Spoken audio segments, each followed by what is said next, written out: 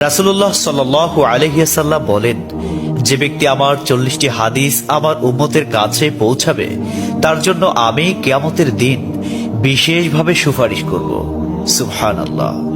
Number 2, মানুষের মধ্যে যারা মৃত্যুকে বেশি করে স্মরণ করে এবং তার জন্য প্রস্তুতি নেয় তারাই সবচেয়ে বুদ্ধিমান। নাম্বার 3, প্রত্যেক জিনিসের জাকাত আছে, আর দেহের জাকাত হচ্ছে রোজা। নাম্বার 4, যে তার সময় আল্লাহর জন্য ব্যয় করে না তার জন্য জীবন অপেক্ষা মৃত্যু শ্রেয়। নাম্বার 5, যারা সব সময় ইস্তিগফার তথা ক্ষমা প্রার্থনা করে তাদের সাথে উঠা বসা করুন, কেননা তাদের হৃদয় সবচেয়ে কোমল হয়। নাম্বার 6, তুমি যত সিজদা দিবে আল্লাহ তত গুনাহ তোমার মাফ করে দিবেন। সুবহানাল্লাহ। নাম্বার 7, সূরা ফাতিহা প্রায় 1000 রোগের ওষুধ।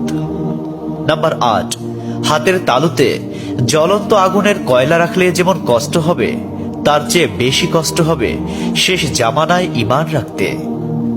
নাম্বার 9, রোজাদারদের জন্য প্রতিদিন জান্নাতকে সুসজ্জিত করা হয়। সুবহানাল্লাহ। নাম্বার 10, রাসূল সাল্লাল্লাহু আলাইহি ওয়াসাল্লাম বলেছেন, কিয়ামতের দিন সব নবীর চেয়ে আমার উম্মতের সংখ্যা বেশি হবে এবং আমি সর্বপ্রথম জান্নাতের দরজা খুলব।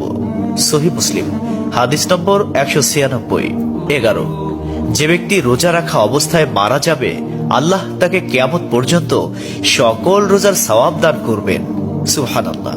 নাম্বার 12, যে ব্যক্তি ফজরের নামাজ আদায় করল সে আল্লাহর হিফাজতে চলে গেল। নাম্বার 13, রাসূলুল্লাহ সাল্লাল্লাহু আলাইহি ওয়াসাল্লাম বলেছেন, রোজা ও কোরআন কিয়ামতের দিন মানুষের জন্য সুপারিশ করবে। মুসনাদে আহমদ, হাদিস নম্বর 6626। 14, নবীজি বলেছেন, রোজাদারদের জন্য সবচেয়ে বড় খুশির সংবাদ হলো হাসরের মাঠে আল্লাহ সবার আগে রোজাদারদের সাথে সাক্ষাৎ করবেন। সুবহানাল্লাহি ওয়া বিহামদিহি। 15, যখন রমজান আসে তখন জান্নাতের দরজাসমূহ খুলে দেওয়া হয়। 16, রাসূলুল্লাহ সাল্লাল্লাহু আলাইহি ওয়াসাল্লাম বলেন, যখন কোনো বান্দা আল্লাহর দিকে দুটি হাত উঠায় তখন তিনি তা ব্যর্থ বা শূন্য ভাবে ফিরিয়ে দেন না। তিরমিজি, হাদিস নম্বর 502।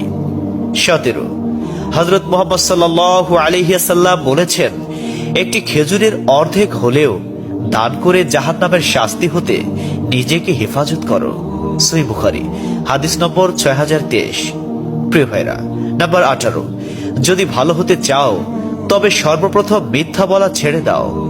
19, তুমি যখন রাস্তা দিয়ে যাও তখন আল্লাহর নামে জিকির করো, কারণ হাসরের দিন ওই রাস্তা তোমার নামে সাক্ষ্য দিবে।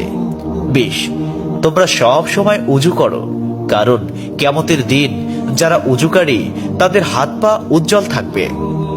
সুবহানাল্লাহি ওয়া বিহামদিহি। 21, যার দুঃখ বেশি তার প্রতি আল্লাহর রহমতও বেশি। 22, যখনই নামাজে দাঁড়াবেন জীবনের শেষ নামাজ মনে করবেন। 23, যে মহিলা গর্ভাবস্থায় 1 খতম কোরআন পাঠ করবে তার গর্ভের ওই সন্তান একজন নেককার বান্দা হিসেবে দুনিয়াতে আগমন করবে। সুবহানাল্লাহ। 24, চুপ থাকার কারণে মানুষের যেই মর্যাদা হাসিল হয় তা 60 বছর নফল ইবাদত হতে উত্তম। সুবহানাল্লাহ। 25, রাসূলুল্লাহ সাল্লাল্লাহু আলাইহি ওয়াসাল্লাম বলেছেন, জান্নাতের সবচেয়ে নিকটবর্তী আমল হলো সময় মতো সালাত আদায় করা। সহিহ মুসলিম, হাদিস নম্বর 260। 26, যে ধোঁকা দেয় সে আমার উম্মতের অন্তর্ভুক্ত নয়।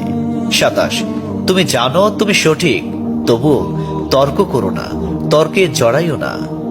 28, হযরত মুহাম্মদ সাল্লাল্লাহু আলাইহি ওয়াসাল্লাম বলেছেন, তোমরা বিপদে পড়ে মৃত্যু কামনা করবে না, বরং বলবে, হে আল্লাহ, যে পর্যন্ত জীবিত থাকা আমার জন্য কল্যাণকর আমাকে ততক্ষণ জীবিত রাখুন, এবং যখন মৃত্যু আমার জন্য কল্যাণকর তখন তুমি আমাকে মৃত্যু দাও।